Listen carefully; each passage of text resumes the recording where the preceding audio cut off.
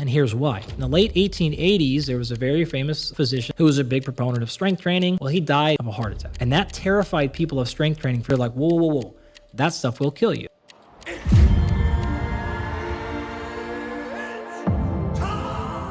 There's a guy named Peter Karpovich, scientist out of Springfield, and he is anti-strength training. He's the one that launched these ideas that strength training will make you lose flexibility. And I think he pointed to John Grimek, who's like a famous bodybuilder. Grab 2 dumbbells, I think they were 50-pound dumbbells, and do a backflip, standing backflip. And then everything changed in 1977. Thank you, Arnold Schwarzenegger. And now what we see happen is the Chicago Bulls. Michael Jordan starts picking up strength training. But any football fan will recognize the Nebraska Cornhuskers in the 1970s and 80s changed how football's played. Well, the reason is because they started strength training. And they started doing it with a guy named Epley. In the 1960s and 1970s is what we call the runner's boom. So people start, if you look at the numbers of people who are doing marathons, it explodes through these 2-decade spans, right? Because we could do these endurance feats. Notice both those feats were endurance. Right? Running short term as well as going over there. No one has thought anything about strength training. And here's why. In the late 1880s, there was a very famous physician named George Winship, I think was his name, who was a big proponent of strength training.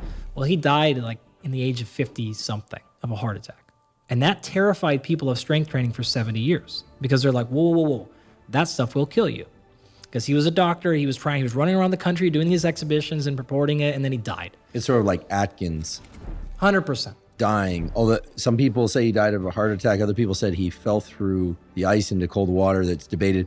But the fact that a heavy proponent of a given nutrition plan dies suddenly, not good for business. So now the little storm is brewing. 1940s, and I'm going back a little bit, but bear with me for a second.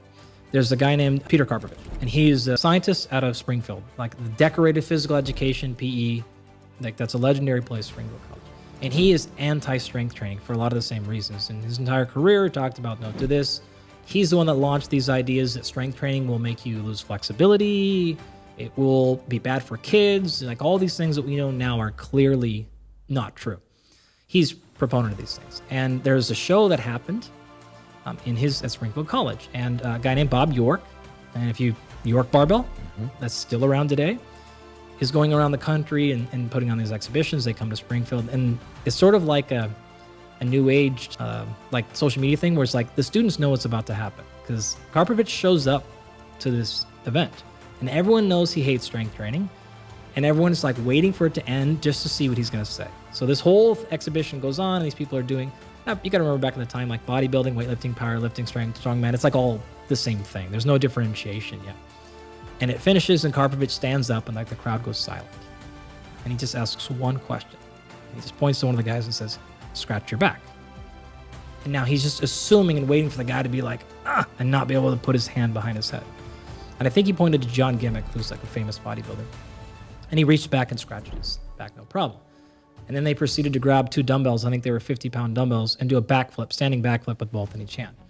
They start doing the splits on stage and they start performing all kinds of physical function tests. And Karpovich is stunned. He's like, holy shit, he has nothing to say. He leaves there and his whole life has changed. All these things he was claiming were shown in his face to be false. He does a 180 on his career. He starts running study after study on strength training and starts finding immediately there are no detriments to strength training in terms of like global health, right? Of course, you can do it wrong and things like that.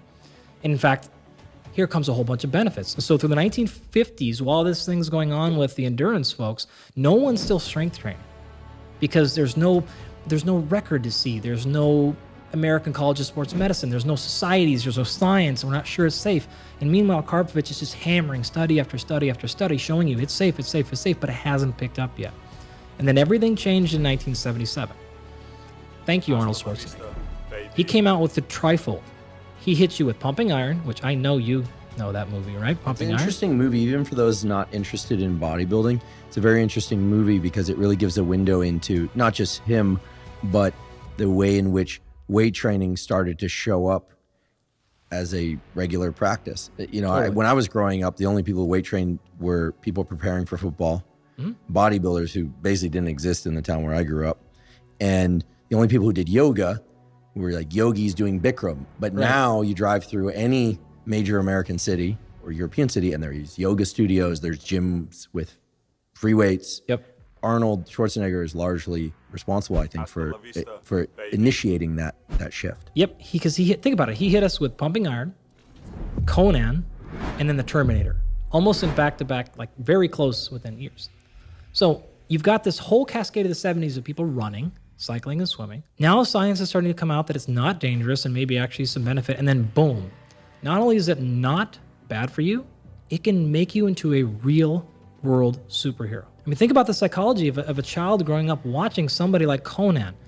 Think about what Batman looked like in the 1950s and 60s, right? And then boom, I can look like that. Now, not everyone wants to look like Arnold, but you see the power that can land in people no one had ever seen or thought you can make your body transform like that. You could maybe be born like that, but no chance. That's within the grasp of all of you. When I was a kid growing up, one of my favorite books was the Guinness Book of World Records. Yeah. I still have images in my mind of the coldest animal, the longest lifespan, et cetera, Sure. and there was a picture in there of Arnold Schwarzenegger, and you know what his record was? It said perfectly developed man. Yeah. Which is, as you point out, that isn't the physique that most people aspire to. It doesn't matter, though. But it did inspire this shift. The other thing about resistance training that I think has a certain allure for some people, men and women, is that it's one of the few forms of exercise that, because of the enhanced blood flow to the muscle that occurs during the training, the so-called pump, it gives you a transient but somewhat real window into what your results will be. 100%. When you run and you're gasping for air, you aren't experiencing what it's like to be faster than you are that day. That's correct. But when you weight train, you get an aesthetic picture into how your functionality and aesthetic will change. It disappears a few hours later as the so-called pump subsides. Yeah. But it's a very interesting form of exercise in that way. It's almost as if you go in to learn a language, and during the process of learning, for brief moments, you're actually fluent, and then it gets taken away. Yeah. It sort of puts the dopamine carrot out in front of you. Yeah. This is just me hypothesizing as to why weight training might have taken off the way that it did. Yeah, I mean, it's like if you got paid every hour on the hour when you're working. And then at the end of the day, like, they take the money back, but you still, like, as the time clock is going on in your day, you're looking up and you're just seeing while you're watching your bank account grow in real life. Like, you can see why it's so addicting to those folks. So to finish the story here, going back to your actual question to answer it, this is happening in the late 70s, early 80s. And so now Joe Weider, all these gyms, they're exploding because people want to look like that. Or if they realize they have the chance to change how they physically look. That had never been a reality before. Mostly men at that point, I'm guessing. Almost exclusively. Mm-hmm. Yep, for a large number of reasons, cultural acceptance, etc. Even with endurance stuff, you could get fitter and run faster, and that's better, but it wasn't going to change how you looked unless you were losing fat. Now you can change how you look, which is so incredibly addicting. In fact, there's a very famous quote. I think it was actually Joe Weider who said, "Show me one man who wants to be strong, and I'll show you 10 who want to look strong." Right? It's like, that's very, very powerful, right? There's a whole, like, there's tons of this history I can go into, which is sort of explaining to you. But now you're in the mid 80s, and you have what I call my generation. So you have my generation who fall in love with strength training in the 1980s and 90s, but there's really no scientific field for it. It's not really come about yet. The science of endurance and exercise physiology is now humming along at a massive rate because these people came up in the 70s and 80s, and they're 5, 10, 15 years in their career. They're producing. They're generating graduate students. They're starting their own labs, and the exercise physiology still to this day is 80% endurance, steady state stuff almost exclusively. Well, now my generation, you love sports, you love lifting, you love all these things. And now what we see happen is the Chicago Bulls. Michael Jordan starts picking up strength training. Ooh, that's on TV. He's on SportsCenter in the mid-1990s lifting weights.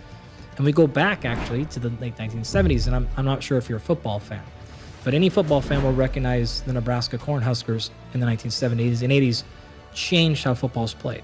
Well, the reason is because they started strength training, and they started doing it with a guy named Epley, who was the founder of the NSCA. So the National Strength and Conditioning Association is formed in the late 1970s as well. So just like ACSM was developed the year after those two events happened, 1978, the year after Arnold comes out, boom, NSCA is formed, and now you have a scientific organization dedicated to strength and conditioning. You've got NFL strength conditioning coaches that are starting to come on board. You've got scientists that are starting to come into labs, and strength conditioning becomes a scientific field. Well, everything swings now from an exercise perspective into bodybuilding. And so almost all of the things, in fact, we were sort of talking before, I could run a whole bunch of tricks on you. And I could ask you a whole bunch of questions about things that you think are absolute standards or guaranteed about training.